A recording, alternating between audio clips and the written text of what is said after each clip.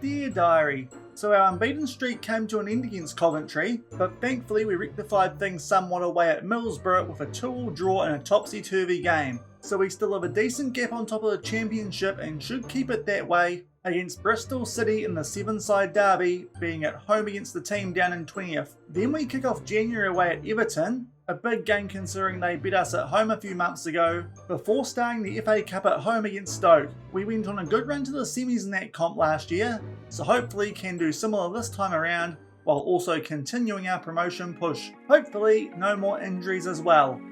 Please. Until next time.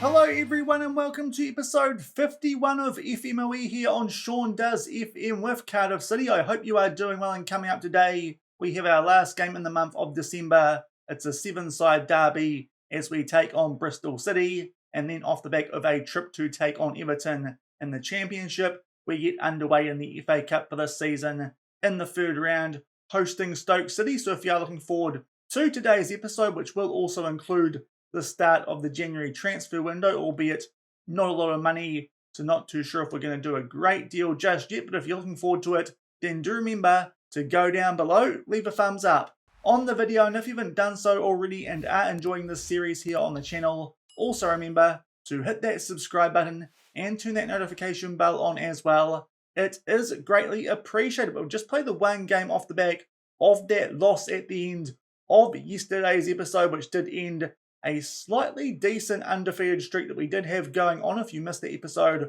I'll leave a link to it in the top right corner. It was a loss away from home against Coventry, and off the back of that, another tricky game away from home as we took on Middlesbrough. We conceded an early goal in this one, but thankfully Keon Atete did come off the bench and grab a second half double, very similar to what he did against Nottingham Forest a few episodes ago. But unfortunately then, with about 20 minutes left, Mark McGuinness did give away a penalty and Middlesbrough did put that one away. A 2-2 draw, probably a fair result, but to be fair, quite happy that we did get something out of that game just to make sure this didn't turn into a mini slump. So we got a point out of that game, and that means we are still on top of the championship table, albeit these days that gap between us and Sunderland, as well as those teams in the playoff spots, has just shrunk a little bit, but still in a very good position just over halfway through this championship season.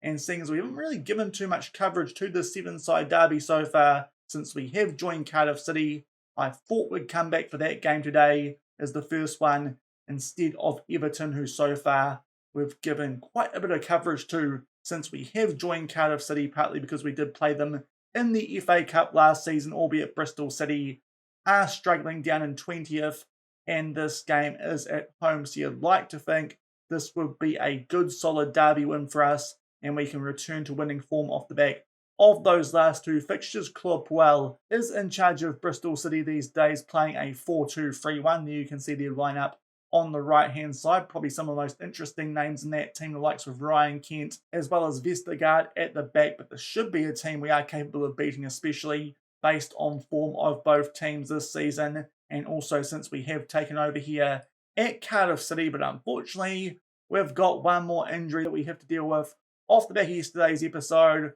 It is to Dovers and Savino, so thankfully yet again another player who hasn't really been starting for us, but he has an abdominal strain, is out for 7 days to 4 weeks, and Surhal Galasai is still out probably until the latter stages of January or early February. But those are our only two injury concerns going into this one. There's a few tired players in the midfield, which does mean we do need to rotate going into this first game of today's episode. But against a team like Bristol City, I do think we can do that, and we'll come back shortly with team sheets from Cardiff City Stadium and hopefully return to winning touch in the Severnside Derby. And here are the team sheets for this first game of today's episode. Both Coventry and Rels are going to be missing this one. They are not quite recovered from that previous game. So our midfield for this one is both Patterson and Rinamotta. But apart from that, as close to full strength as we can be at the moment. There are Bristol City. And hopefully based on those league table positions, we can get back on track and pick up all 3 points on Derby Day. And it's taken us until about halfway through this first half to get the first highlight. We've certainly looked a better team in terms of stats, but this is the first highlight, and we are on the attack off the back of a throw. And Patterson will play a ball over the top, does find Jacques, tries to put that one into the mixer, but Diego Losa, a player I was considering signing, formerly of Manchester City, but he wanted 20k to come here, went to Bristol City for about 12k, so not too sure what happened there with that contract with those fellas, but he went there, did the former defensive midfielder from Man City, but nonetheless we're doing quite well in that position, and so far these guys who have brought in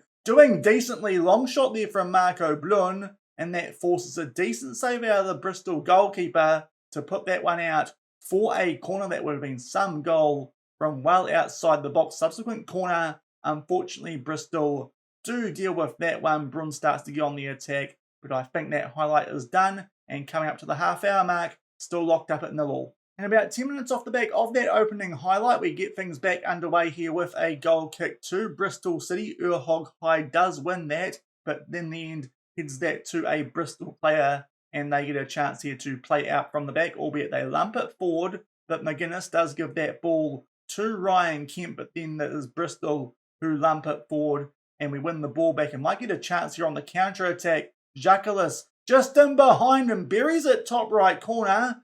Thought he might have looked there to square that for Marco Blum, but he puts it away off the back of a bit of an average attempted save there from the Bristol goalkeeper, and that puts us 1-0 up. Not too long before halftime, Brun definitely would have been onside, albeit he did drift back a little bit. Good finish in the end into that top right corner to give us a 1-0 lead, only a few minutes shy of halftime. And shortly off the back of that opening goal, we do now have a corner which Jacques puts into the mixer, and it is a penalty for a handball there from Slater, handling that one back to the Bristol goalkeeper. And Patterson with a penalty. O'Leary looked like he got a fairly solid touch on that one, but I guess too much power. It finds the top left corner, and just like that we grab a quick fire double and make it 2-0. Definitely did enough there to save that penalty, but for some reason it still found its way into the back of the net, and now we are 2-0 up, and maybe the floodgates have opened here, because another highlight with a throw-in inside the opposition half. Urhog High will play that one over for McGuinness. Rinamotta plays this one out to Ben Hardy, puts that one in for Robinson. It's another penalty, and another chance here for Patterson to put one away from the spot and make it 3-0 before half-time. Goes the other way, but this time O'Leary does actually make the save. I suppose that was coming off the back of that previous effort.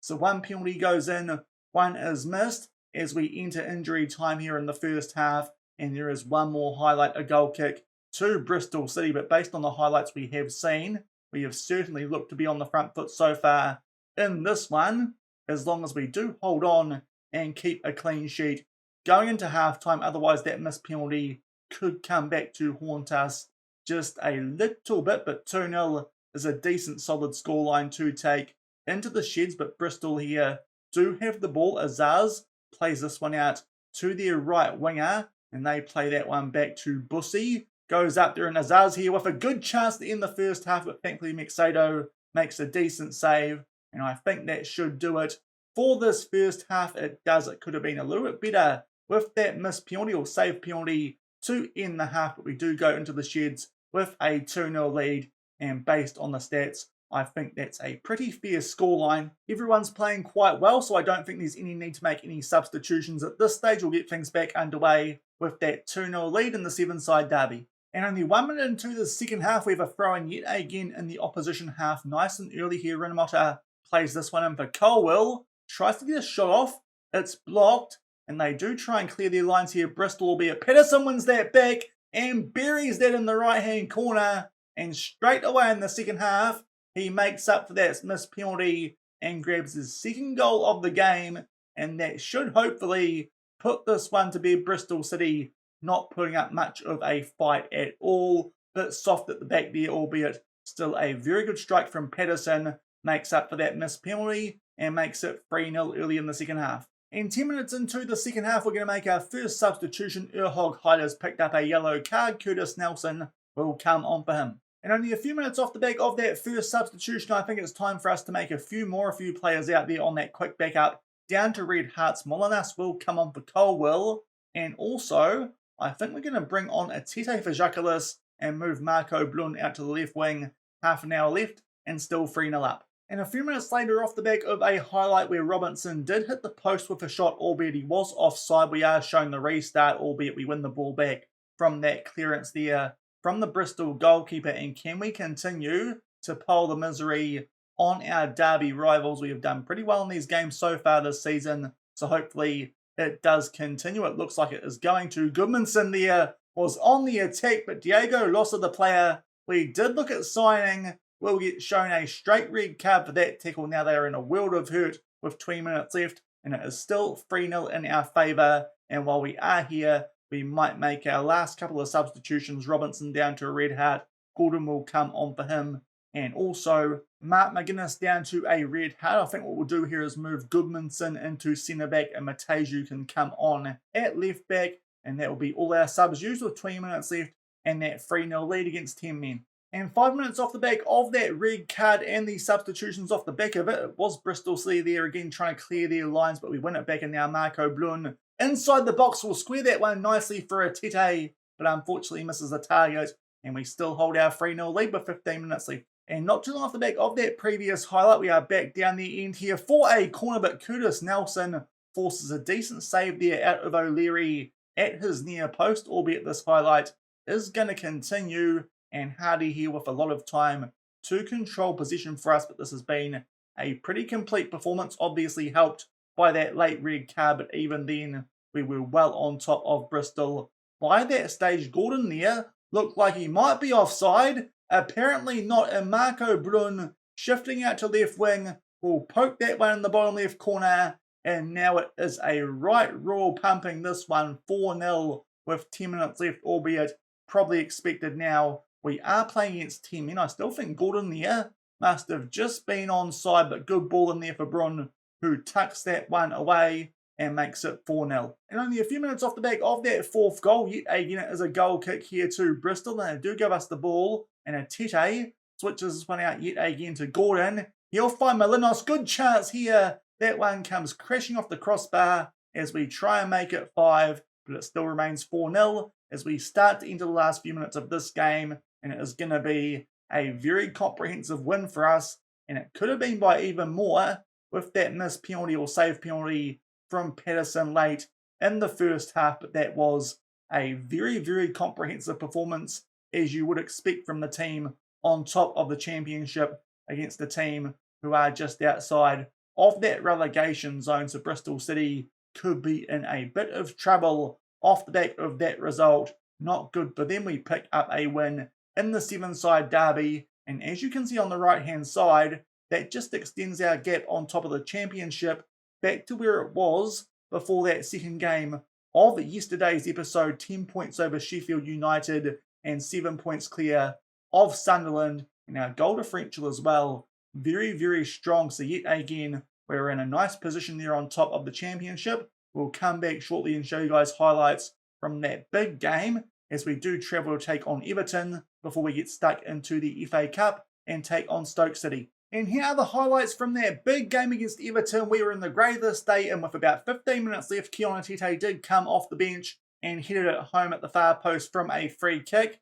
And that was the only goal. We did just edge things in terms of stats throughout that game, in terms of the stats that mattered, and thankfully walk away with a 1-0 win, very satisfying after Everton did beat us back at home a few months ago. So that is a very good result, somewhat unexpected. I thought a draw there would be a pretty good result for us. We do pick up all 3 points, albeit, as you can see, Connor Coventry has picked up an injury, which is not ideal. We'll get to that shortly, but in terms of the championship, it does mean that we still hold our 7-point gap over Sunderland and are 10 points clear of Sheffield United, the best of those teams in the playoff spots. So in a pretty good position with just under half of the season left to go, as we have now entered the January transfer window.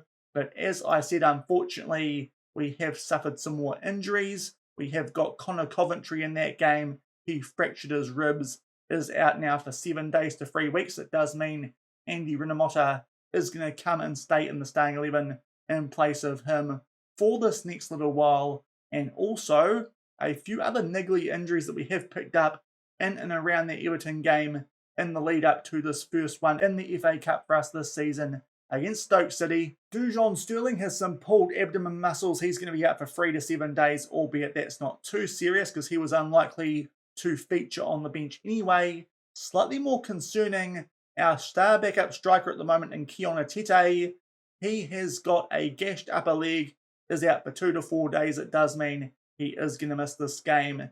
In the FA Cup, it does mean that Zakaria Ziani will be the backup striker for us in behind Marco Blun for this upcoming game. So again, a few little niggly injuries we are picking up, which is just affecting us a little bit here at the moment, but hopefully we can get through it in this FA Cup as we are about to take on Stoke City. Also, a quick little transfer update on some stuff that we have done. Now that the window has opened up, we're probably going to sign this guy, Konstantinos Charalabos, I believe is how you might pronounce that one. He is out of Cyprus and should be joining us come the start of next season, 19 years old.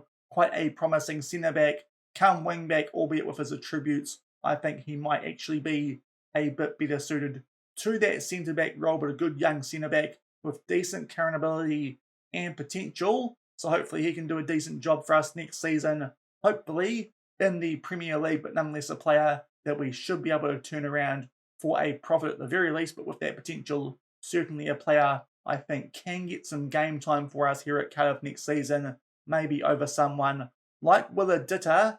And also there has been one sale and one signing who has joined us on a free transfer as well. Eli King is the player who has left us. He has gone to Burton Albion for £100,000, which could rise to £120,000. He was a solid backup defensive midfielder when we got here last season, but with that potential just dropping to 2.5 gold stars, we did decide to get rid of him, and that helps us free up a little bit more wage budget, albeit not quite enough money coming in to try and go after our Qatari star boy. Yet again, I will say now, that Qatari guy is actually quite interested in joining us on a transfer straight up, which could make things a little bit easier, but we do need the money before we can do that one. As we discovered in the previous transfer window, we don't have the transfer budget next season guaranteed just yet to do a loan to buy deal for him, but the player that we have signed is a little bit underwhelming, truth be told. It is Chris Brady, a third choice goalkeeper who joins us from the Chicago Fire in the MLS, has recently played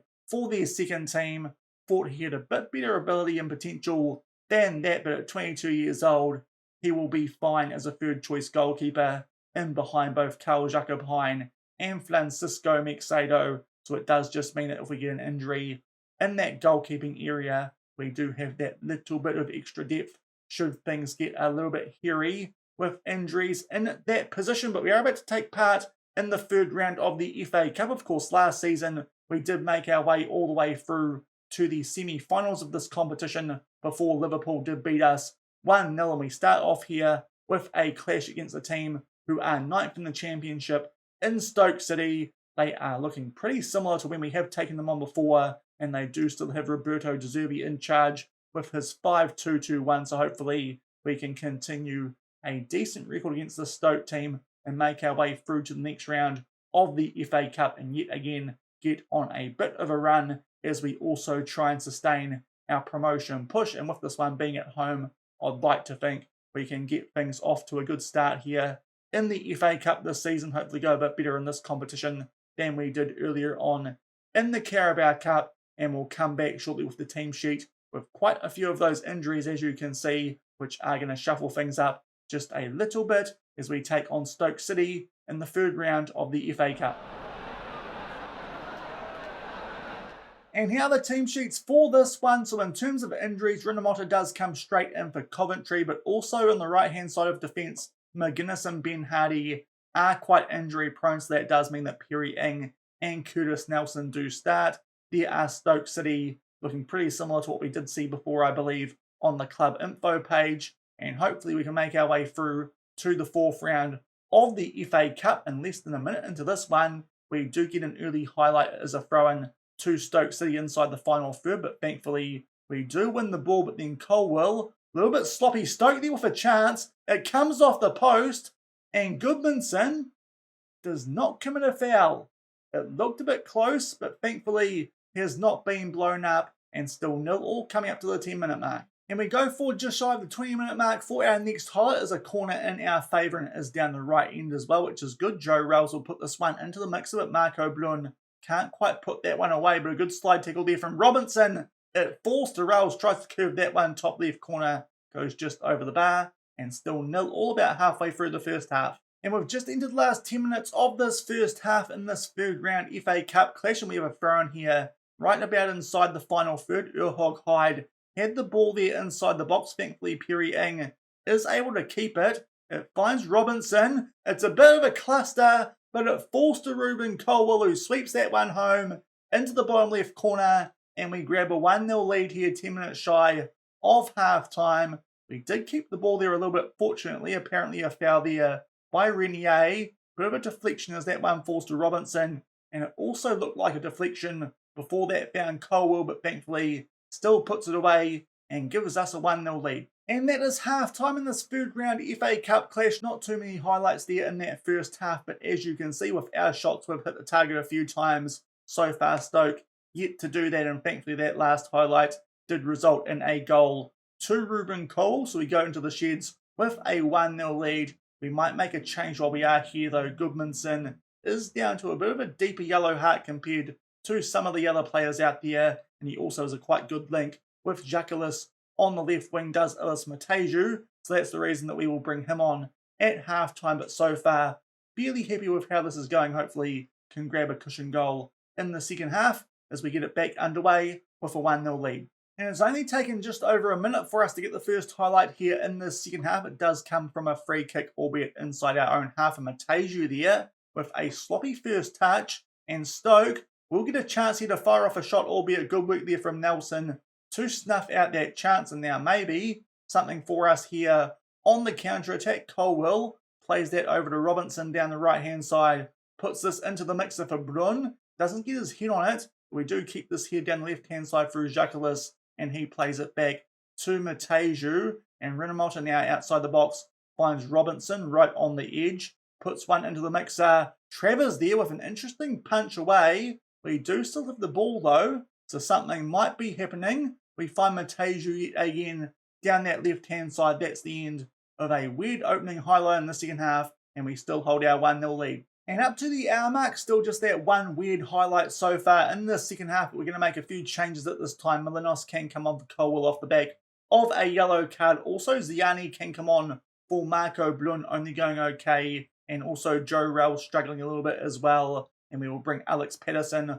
on for him. That's 4 of our subs used now for half hour left, but still 1-0 up. And just inside the last 20 minutes is a free kick here for Stoke City. They loop this one into the mixer. Thankfully, Curtis Nelson does clear that one away. It did look like that one might result in a bit of a chance there for Stoke City, albeit not too long off the back of that. We do lose out on possession. They try and put that one far post for Tyrese Campbell. Renier with a header, but thankfully Hine does not have to pull out a save, and we do keep hold of our 1-0 lead.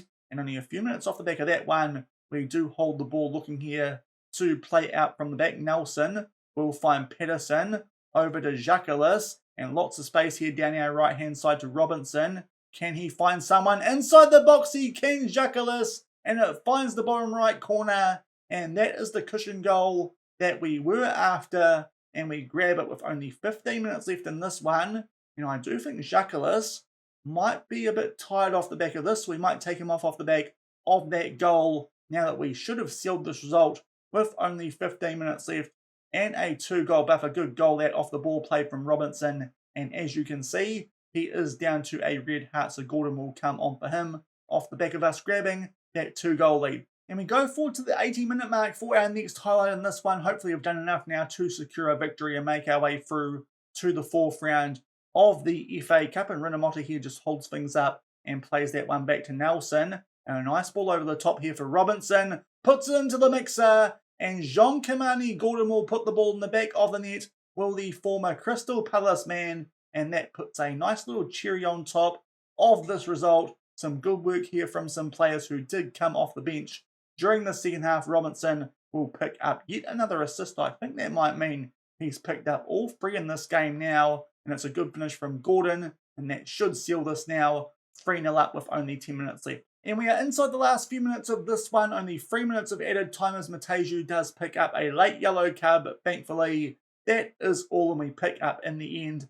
A very comfortable 3-0 win there against Stoke City. And that does cap off a pretty good episode, considering we did also beat Bristol and Everton in between those 2 games that we did show you. So a good end to December and start to January. And it does mean we make our way through to the 4th round of the FA Cup, where maybe we will get a tougher opponent from the Premier League or someone from down the pyramid just a little bit more, albeit looking at the left-hand side, it does look like most of the big teams have made their way through. Not too many upsets by the look of it, but we get the job done there with a 3-0 win over Stoke City. So a good couple of wins during today's episode, 2 in the Championship plus that one over Stoke City in the FA Cup. I was trying to make my way forward to the draw, which should be coming up in 1 day's time.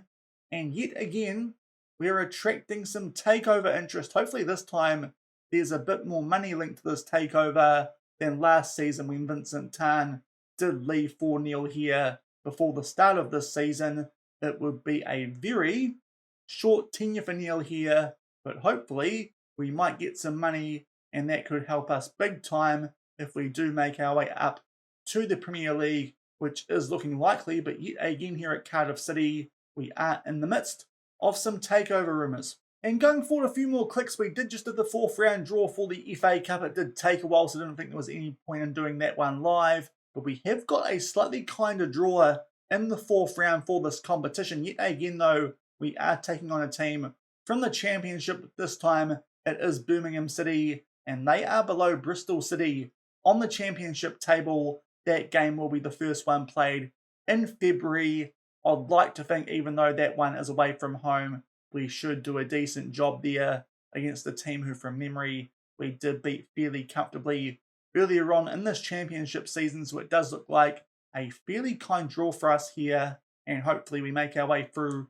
to the 5th round of the FA Cup for the 2nd season in a row. But that will probably be coming up in tomorrow's episode off the back of those good wins in today's episode. As said before, around that takeover rumour, we picked up wins over Bristol and Everton in the Championship, and also of course that 3-0 win over Stoke in the FA Cup. If you enjoyed that one, then do remember to go down below, leave a thumbs up on the video, and if you haven't done so already and have been enjoying the series here on the channel, also remember to hit that subscribe button and turn the notification bell on as well, so you do not miss out on a new episode when it does drop. I think we're going to come back towards the end of January and play the last game of the month, where we do take on West Brom.